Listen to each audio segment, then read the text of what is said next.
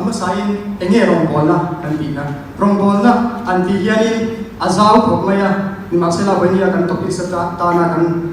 zirlai le rongbola kan tia tang hian kan thur sim leanga zirlai kan ina anga rongbola oma tin pathian rongbola oma hemi hi clear kan ring to the tan chuanin clear kan thei lutuk lo anina amaro chu bania hianin kan thia them the turin kan ron soi zawanga zirlai kan ina anga rongbola hi kha kan ngai thak ta ang khani zirlai kan ni chuanin engeni kan duty kan responsibility mo phurna hemi kan chiang to ne kan ten chuang nge to ni ti kan sia ta poi mo ka tia chu kan rongbola kan rongbola poi mo mai kan thia em to ni mo phurna zirlai kan ni chuanin kan kha kan zirlai en pina course BA mo mo BSc ka tiang ka lo zir ta ula ka ka lo lim ta ka kan zir chuang e ka kan mo phurna ania chu kan rongbola pakhat ani ti prem ka support ta ila tin pathian rongbola ki elaya na kina kan soi cho don hawa ni sila kanin RM kanin lo RM kanin anron soi wara he kan rongbola hian zirlai kan minang kan rongbola hianin rim takle tai ma taka kan tho angai sia bible la hin pathian lo hin dai to injong tur he ko ve la hianin pathian in siama ti sa ko kan la ni abangin ti sama ko de kan ti sa ma ko kan ne ya chu thok chuak ko rim taka kan tho angaya chu Genesis pung thum chang som bagwa hianin chiang takin kan wale ki le ma lo choni mai than tu luang so ni cho ni to ang ni chu bain ring tu tan chuanin ani mo ring pathian ring lo tan pe pok ei le in thok chuak ko chuanin rim taka than tu far so ya tho anga ya ei le mu to chan chu hela Genesis pung thum chang som bakwa tang yan kum sang tam tak nem ta karin pathian lo fil dai to ani tin au khala pa ka chuan kan kal thui to lawanga chan chu mal pa kanin kan ngai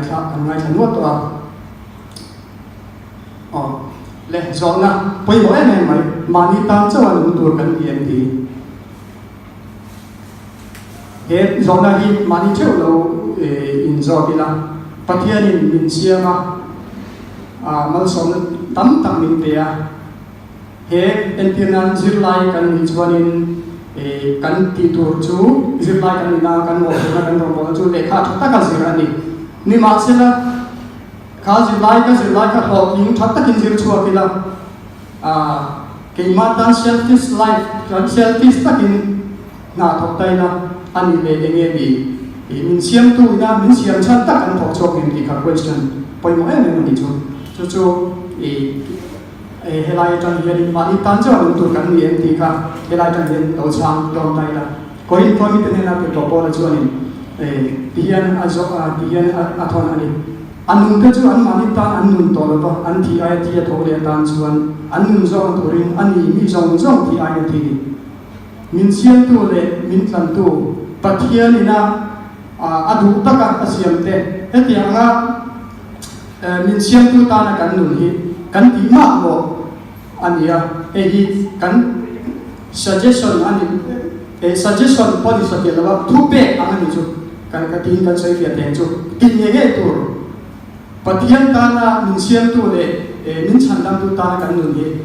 kan tin ye ge tur ani ti kha che ka do helai tang kan bua nakinai kan sai helaya kan sai zau le anga isin akani kan sai thoka Genesis tang kan in ta ka tho chuanin ka tiang in ei kan bu don ni ti po che ta kan bua pin thu pin ta bung so bali chang som ni batuma thorin ma song sa hen lok na ma ti kan bua mathai bung som ni par chang som ni par ba ni mi ko ve li apumin nei sela anun chang si sela kan ni so tang zirlai kan niya kan mo phurna lekha zir ania chu kan lekha zir chu thatta ki lo len chuak tai la ani le min siam tu ta khanin nung le ta si la ko ve la intila official le an kan ni mo kan zirlai a lo tin takin omila ni ma sela min siam tu le min nun na min petu ta kan nun le si lo chuanin enge kan dan so kan moral kan helai ma thai pung som ni paro chang som ni paro mi ko ve di apumin nei sela an chan si sela ta ni so dan tu tang ni lali swa tu se ni ai chu chiang takin helai na chan a chan ni ka ria tin kan rilwa so na te po mai ke ya rim taka thoka ka ti anga to thing tam tak ring omi te poi tam tak nam ni ke ni University tam taka te po entinan Harvard University ti te Cambridge Oxford kan ti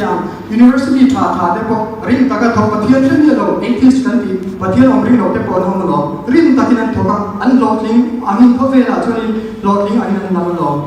ni ma sela mi ko ve ri apumin nei sela anun chan si sela ge tan so tam kum som sari life span tam chok cha thok ta an ni chuan an thok ani ni ma sela ke ni ro chuanin chatuan ta kan thok don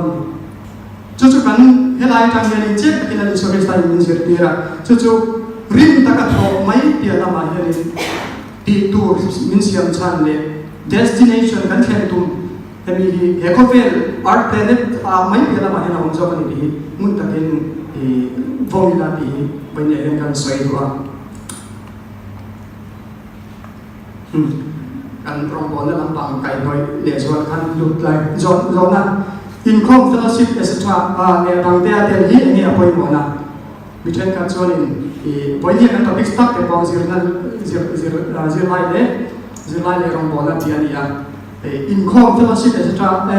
hengau atel hi ni apoi mona bi mun taka kan ngai tua ngaya helai Hebraim som chang som ni panga helin ami so tong kanin apok chuak so lo dein ka ria ti hen kan ronda dia English kan English standard version atanga last pania ami so tong ka chuan mi te ti dan nga income te ban san lo win in foi tonin tiang ka ro so ya income ti taka he income kan an ka chuan kan mi thla lo dang thin chu he la ya ngani fellowship ni lawa hela income kan ikan the tiang ka tiang ka kan lo mi thla lo tin chu bang chuan kan ngai polo na turin hela English a thai ka ria not neglecting to meet together as is the habit of some but encouraging one another be hemi kan in pol khom na fellowship an yemo pathian ni kan in pol khom na hi tham lo turin Hebraia tu chuan asoya tin heta kolosa mi te na te popole le khaton kan buangin teaching and admonishing one another in all wisdom singing psalms and hymns and spiritual songs hela ya hen apoi mo em lai chang pa ni tang henin man lai ring tu te kha kir popola hun lai ring tu te kha kan tiang chu khatiang khani pathian mi fakin le pathian mi ngai vol ko mi an kal khom thina khami an kal khom na chan kha upper pass amani achan chu in ti chak ton turte in jit how ton turte an thil ti tik lo emo pathian du lo dana lo om to an ye poi khat ya in zir hawa in ti chak ton turte in le pathian faka an thara ti sa thara in ti chak ton turin an local country chu ti ko bol po hen kha ho lai bi kha ti hen ko sa kan ko hen afui ani tin Hebraia kan buang hian encouraging one another in fui to ni kan ma moi me ma chu bang chon fellowship te kan leina chan te income kan leina chan te enge ahun khoral na mai ani ro kan ti sa khara kan in ti chak ton iso Krista in tu te kan lo in ti chak ton ka lianga kan khwal sin na kong kan so chung hian in thlem na rang te ka tok thin kan is sal sual liama om thin te kan chung a chon in ti chak ton te ngai ni ral be ho tur te kan ni ti chiang takin People bola po hena ya chu bang chu he tiang hen I encourage ni afu he de kha thon ni chu fellowship pa kai kan la chan te in ko ma kan la chan te hi pathian kan faka pathian na kan in pol na mai pa ka kan ti chak ton tur te ani oi zo na dam ko ran in man fellowship committee meeting na tla le tang te ho hi hun khoral na beran ni ti mun te bin lo mai to ila helai tadi akan sukte no hianin hei amin try to ate kan han minan da via leo thil ti leo lep ka akama kina personal experience sa ro so yang so lai tang te pon hing ho te poi achan thei in ka ringa Times of India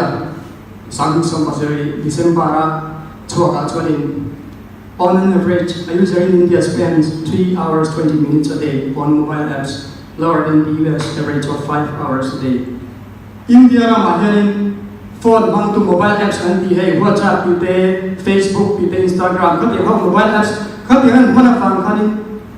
acho walin ni khata dar ka thum le minute som ni kan mang thinani ni khata dar ka thum le minute som ni kan man chuanin kar khata ni sari oma ni saria kan pun tir chuanin exam len diam dar ka som ni pathum bor ve lai chu ni do ni chu kar khata dar ka som ni pathum bor ve lai phone ko ina ka yang chi social media mobile apps kan khoi nan kan kun kan mang thinani ani le fellowship kan man na ni bun exam ye dar ka exam ye kan man thin ti te han chu dai la fellowship at the in Hong Tan here. Kat yang han ngai to ni chuanin hey kan zona ko hana in man fellowship committee meeting na tlang extra heti ang hi hun khoral na ber ani lovin chu aya hun kan lo khoral thi na hi ong so kan ni kan pom appointment ka thia chu kan siam thana to tak te pon ya tin chu mai ya lama heng ho ko kana kan man te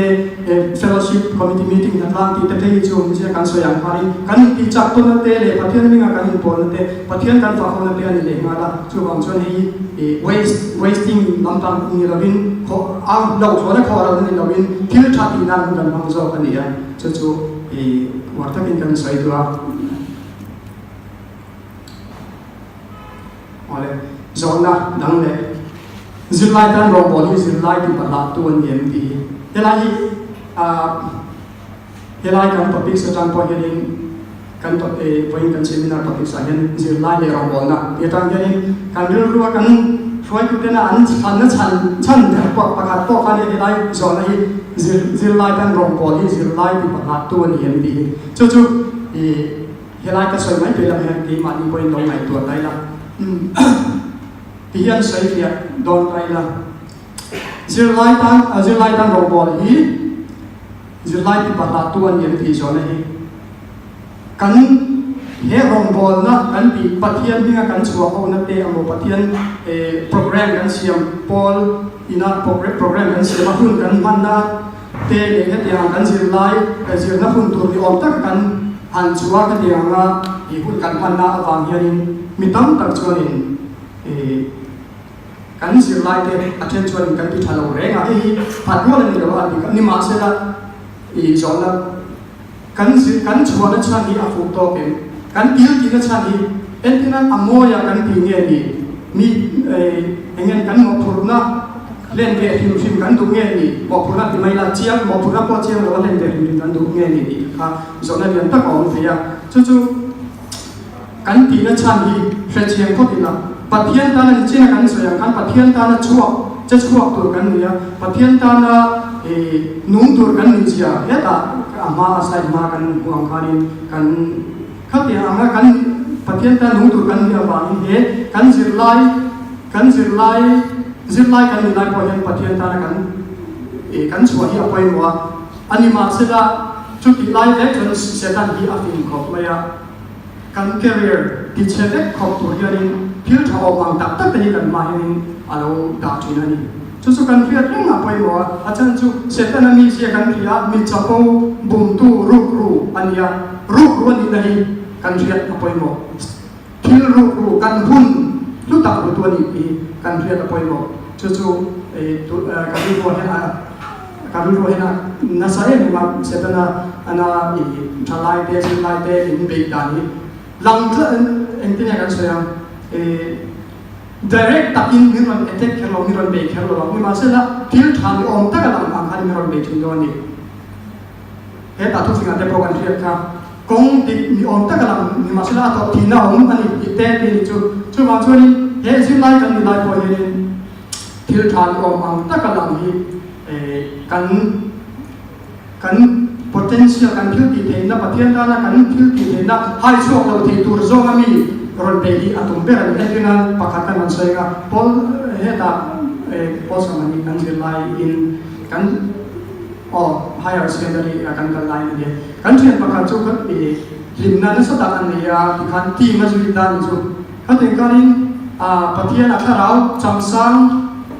achang sang em ti mai lai nge achan tak kan thel ba ti kan in zir na hai poi mo lovin azui san dai ni chu khateng khani ni ma se la khateng arin anrin nam khan lo ni le si lo atnuwa anon zir thale ra khati an khani an kere khati supok te ani khati anga thi om ti ani la chu bang chuanin I ko phana karin man ga poi kan min man chan chiang ro se pathian kan thamai na ba ani chuanin apoi lo phim pathian ni ngai to le to ni lekin personal experience time karon soi ti ha tin zir lai den ni pathian rong kan bo lang ti helai hi kong phang thai nong te mi chen ka chuan le kan zir lai thota ka kan zir chuanin chu chu pathian rong bo ani mai long ti te bo the adik ke adik lu tu ke ni ma se la kha aya hil zo ka alo ani chu chu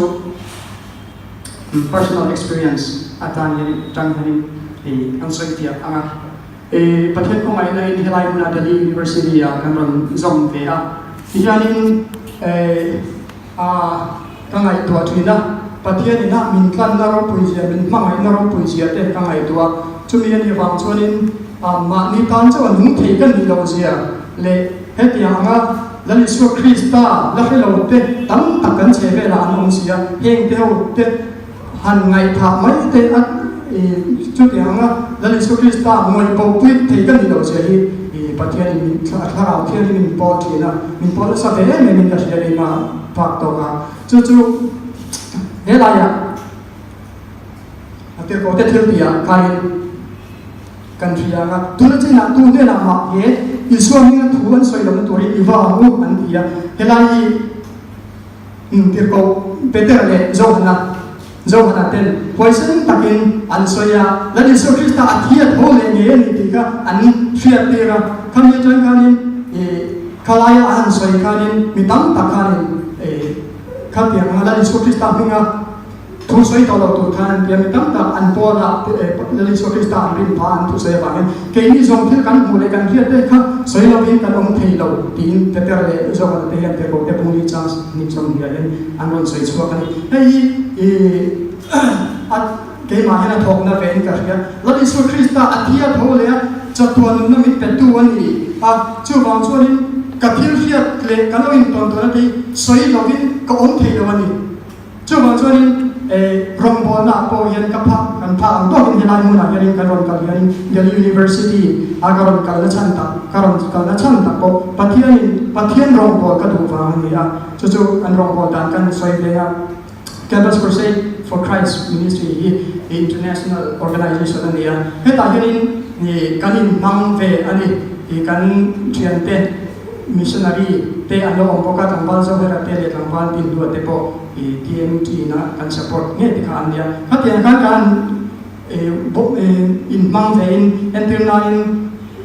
Friday Tuesday tina hianin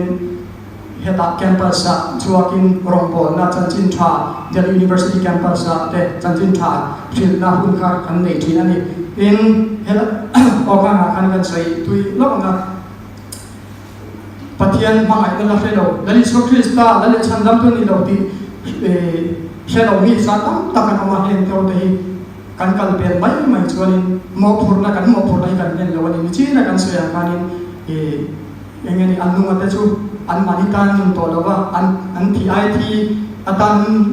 anun to zo torin ani isu Krista chu thi ni kan buang kharin chu Tuesday a henin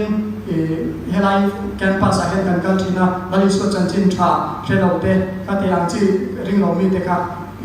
chanchin tha gospel kha kan share thina a then ka pe chang hi chuanin a reong ti chang te kan le ve thina voi ka kan sai anga voi ka te chu a thian pa kan sai na sa jong voi ka te chu helai faculty arts faculty a hen ano thuani Tuesday ni a tikhanin rombol na kan nei phun thin khan ya Campus Crusade for Christ chu tikhan kan share na lali su dang ni chuan Christianity the darin tuma convert min tuma ni tiaron thin rin ta mai ni ma sela ka hu na te kanin mangai na le do thina ne na kan lo chan le do chuan tikhan thin rin ka in bian mai do ni ma sela ka te kan do thei ta khanin chu tiang ni lo la Yesu Krista hi la le chanam ka tiang in I convert tu kan ti lo ni ti zong han kan se anu ti kan ti ri me maya ka tiang pui ling ina mel hin lo in mo te ka nuam lo te me ne ve na ni ma se la do te takin ti khanin kan ti se la anu campus ka in mo le a pe ma sa tu tan nge ka do ma hai han ti kan ka tiang kan anu voi ni voi kun kan in mo chuanin chúng khát chú nếu mà bỏ ta thu đần này nung làm các trang này anh em Israel brother Israel haram dia tikanin Christmas ta social department of social work Christmas advance Christmas ang mga chuchu ka attend dia chuchu anh em chan chin event tikanin interesting tuk tekaram kita ni chu kating amin huwa ang lam ko mangai na ne do thina ne na kating dali sio chan chin tha kan tikason alma mo per tu te alone ni hết yang kan hu Kristus Krista mamam lawa kan green bimok te adu prajala an mamwa ni chatuan na hi anjong te tho ni chu kan on chaya chai zirlai kan lai po herin kan zirlai he lai kan zirlai mo ni lo hi kan mang ve te ni abi takin zirlai te tan te chuanin college ate all sama ID Engineering College ID te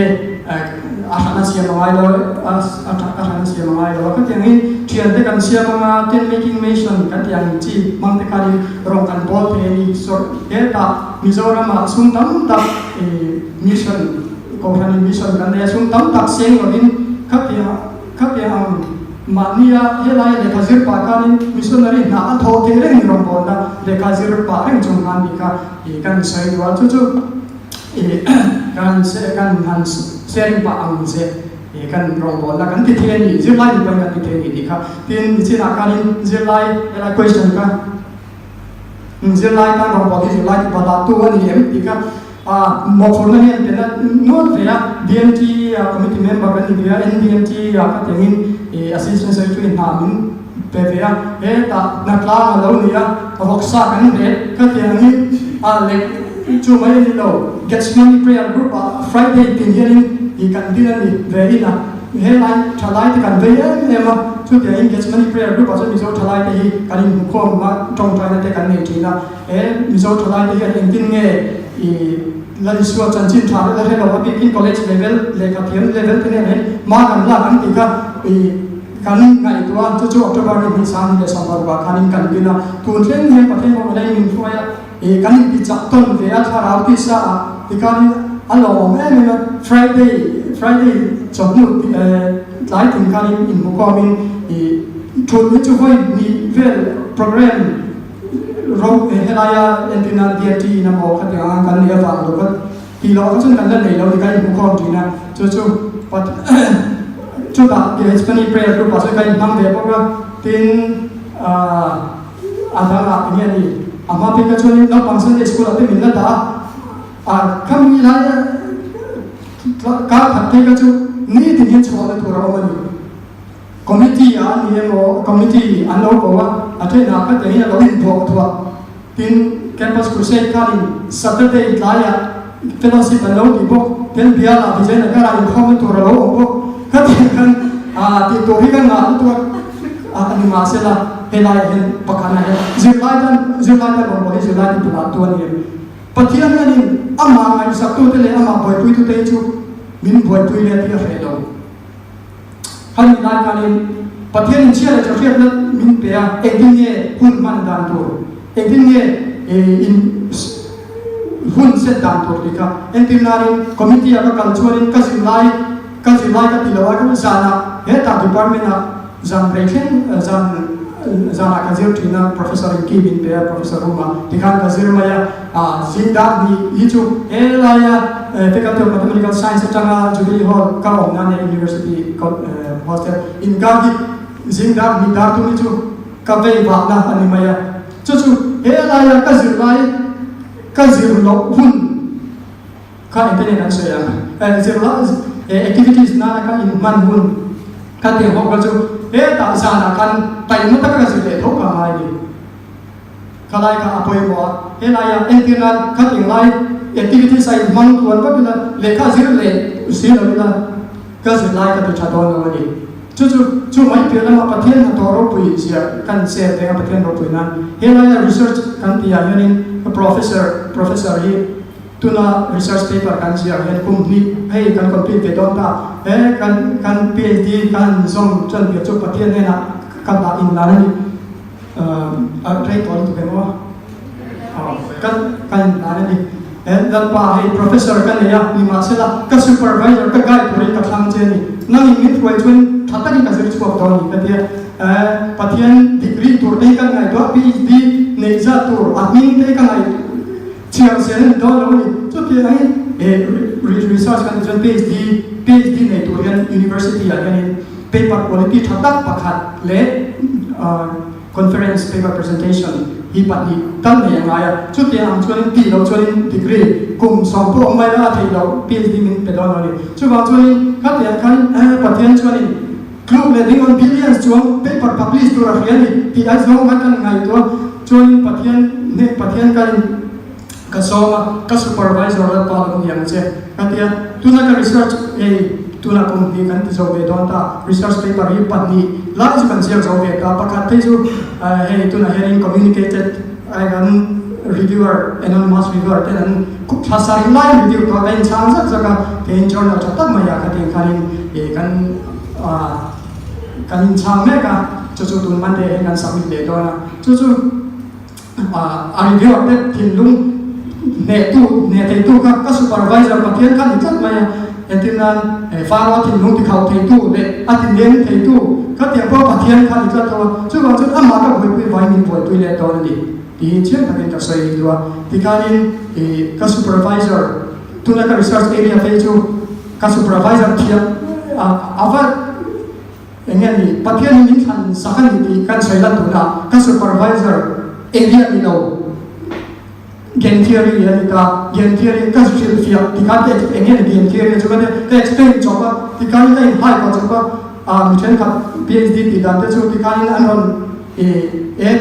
unsupervised professor senior ko tak more experience tak hemi area yanin ti yang hi he problem hi yang chu yang akal dia hemi direction ka te ka kan ti ti ni ma sa ti ka ni chu aro kan ti ka ni al min pe da chu ti kan pe hi chu yang ka area ka tuina dia ni ba sa ni du na kan ti te yang ti ka ma chu ti problem kan ya chu ti ka pe ni lo ni ma sa pathian kan supervisor kan ka khan do vai pathian min san saka gen theory ma itu na yanin ti kan pe pa pa ni la chu kan sia pe ta to len submit to kan bo sa to man de yanin zani ate po ka sir mai me ho ka sir mai me chu ai ta pathian yanin ata na kan lo de chon kha ho song kan tha ang to ka amma ma ina wa nga kan lo in pe ka chuan min boi pi le ti a he lo ni ni ma sala kan phiu ti na chan hi amai mai ni lo se kan activity sa kan man chan te amoya ni lo se pathian kan ma ina wa ani chuan pathian ni ngai to sa don ni ti ka chiang ni chu tin zir lai ro entinge ro kan bolang ti kan he lai te li ya kan ong chuan te university campus te kan ong te ya university da ma te po kan rom bo ni azau the emani e kan bir riat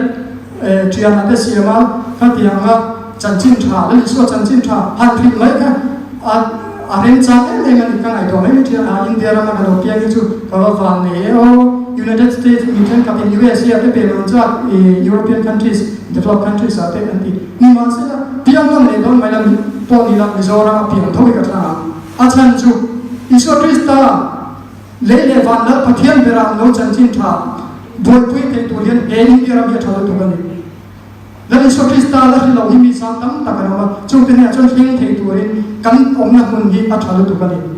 eldinan tu na yen United States a chuan atangin an ron kala miten customer team te campus crusade ministry mangin anni te chuan permission te an la ngai ti kan ri lo te an kir ya tha khat te permission evangelism ron ti to pe an mu do no rin ti language te ka ron zir ba an ti ya ti kan ron kal thei to kan ni ma sa ke ni chu a tholi kan khil te ni chu all sam takin du na na kan le pol ve te India ram state sang ra chuan chu ma chuan Helaya kan piangi Mizoram kan piangi student Zirlai te tani ava lo thaen chanchin tha lần số Krista ta đã rong bol tục cho nên thì các ngày thôi hay làm chuyện chú mấy lần lâu hết rong bol ta rong bây giờ chú chief minister của họ là PA cần đi lâu man sorry Pumatia PA có cần đi lâu universe create to siam to govern to chú ý PA personal assistant cần đi chú mình khang chú Isu Krista cho aro bây giờ chú các ngày thôi cho nên Isu Krista hi boy pui la kan thì chil la kan nun pui la kan thì cái điều đó mà chú hoàng cho nên các hàng số là ni Isu Krista hi biar non le don pon ila la Isu Krista hi min chan chin thamin thil tu an man yemo a chan chin ka fian ni chon ka zui lia ama tu ka boy pui am le ka zir chung poi he ka le ka zir chan nai pathian ro pui nan pathian tan ka impe to vain he ka le ka zir tang yari pathian rong bol ka tu man ti ka thu pui ani ve chu wangi ya ka ti anga kan rong bol la ka kan sai chwa na kan ka pe chu chwa na ni tin chwa na ong ka ti anga ani lai pathian ni ama ta na kan pek na tin lu ma hiat chen chu ni he ta i pathian to kan wangi alama re lu dik tak pu tu te ne na chun achak zia thil te zia chu i pathian ngeni pathian mi chu kho ka ti anga alama re lu dik tak pu tu te chu chun aleng roi ni ti mai ni chu wang chu ni pathian arin tla kan ni afia nga man ni ti poi ne hen war ta kan sai duwa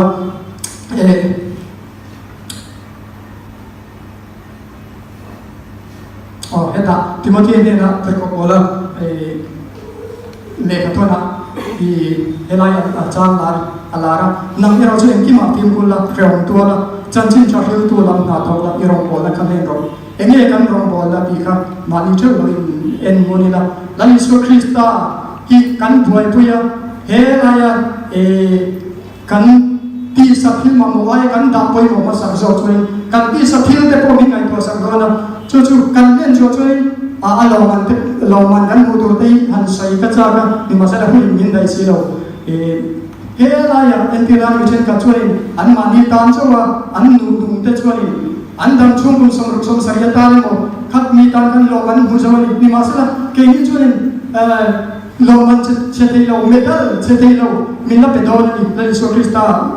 i kan ju ye va mi an rong kan bola va ni vana kan tan ro khol turin chu sai lo la Isu Krista min foi na sai me me he chu wangin he la zir lai kan ni point loman engeni kan le kha zir la chan min motivate tu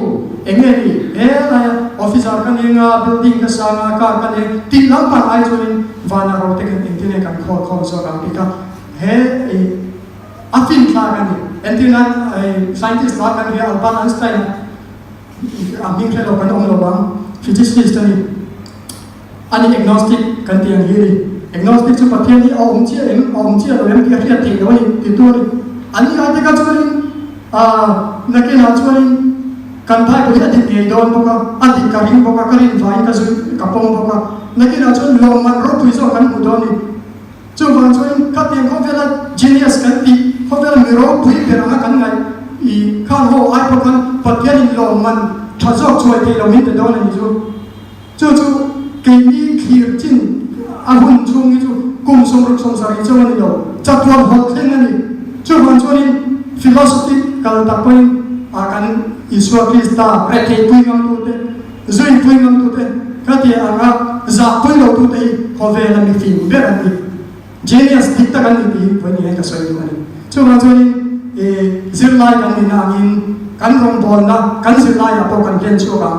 chu ti lai min sian tu le mal som min pe tu ti sa na min le tu pathian beram no Isu Krista tan kan nung kan ti ma no kan ti nge tu vana na ki na kan lo na ti so tu ra ni ti nge che ta ni kan ro sai dua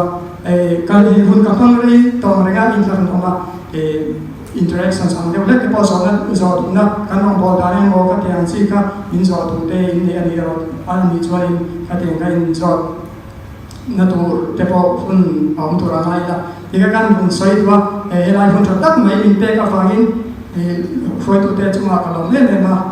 kan thus te kan sai ngai lawa tong kam te a pa no in ka ringa in asila pathian ne na ka lan to ka the to bin ka in bo sa ya hi ka the ang ka in bo sa chu la pa na po wang ti ka ringa ni chu wang chuan in voi ni presentation kan dei mang yanin lok pui na in chang nge po ka du saka ka ring bok ani ole hani kan presentation top na ni chong kai na kan nei anga chumi na chai kan poi tu na tan don hallelujah lapa ka pathian tu tak min mai tu isa ngai ne le I khong ai ne te avangin voi ni a helai mun lo theng a lo in pol khoma hun mam khom the kan ya ifa te na pa kan special kan unique dat pa nang ma khelo mi tam takan mai to hen chu ti anga Isu Krista shetu te kan ni lo ki kan van ne la khelo ro te po la pa he mi ke na theng the nge tu ri khong ai takin mi zo thalai te man ro min mang vela voi ne he ni khong ai na kan ti la nang chuan le van sia ma du angin ya idina ni le thar si te sia ma tu fin ria te achunga sa nung cha te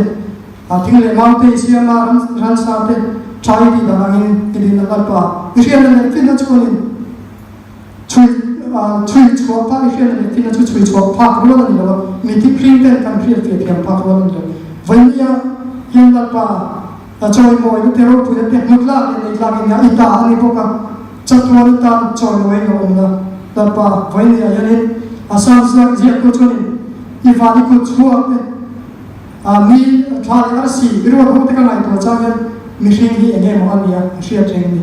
hring pa pa ko hi nge mo ni kan ti ni tin aron soi adik le chu ti chung choni mi hring te im yan tu nge sian te min ma ya min om pui ti la min song chu ka suani tluk san thin che mai la nang chuan mi lo ngai dam le chi voi le na pa chu ti la pathian che kan ne wang kan ne che wang ne lo tu kan se universal tu om lo ba lo ma min tin tu tapa la te la pathian kan ne che wang hen voi kan lo in ne lo tu kan se na chu choi mo le ro pu na mutla kan voi le yan kan tin lunga tu han se la tapa kam I thu kan soi ri ve te ka ke na ka soi ri no chuan Pikarin are le mai don ni ma se la ngai ka tu te ma ti lung le te po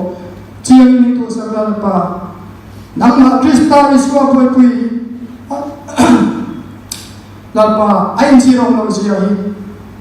kalau dia te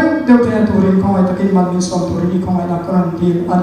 min ma ai va ni la pa kan lo ema ine lo tu kan se Isu Krista sa fan po le pui ni na min te ko vai ne lo tu kan se kan chan pa lo la pa tha min te ko vai ine na lo tu kan se voi ya yan mi zo thalai te Delhi mi zo thalai te state thang mi zo thalai te India po thalai te mi tam tak te la Isu Krista ka na mu na sa pui lo la pa I min chu kan ti ro pu ya nam chu mi so te chan ta min ko ve la lo kala ni ti kan tuan da nam te tu re hoi se na te min pe la pa ve tha te min pe la e ko na karam di ani e ko ro ko na ta ve tu min san avangin mi zo thalai te min san avang lam harin tu te min san avang ine lo tu kan se mo ne vanya kan min se tu te ko ta kare ko ti re answan te ro chu I mai tam na kan ro di re chu chu dal pa Isu Krista min kan di re What gets you alone?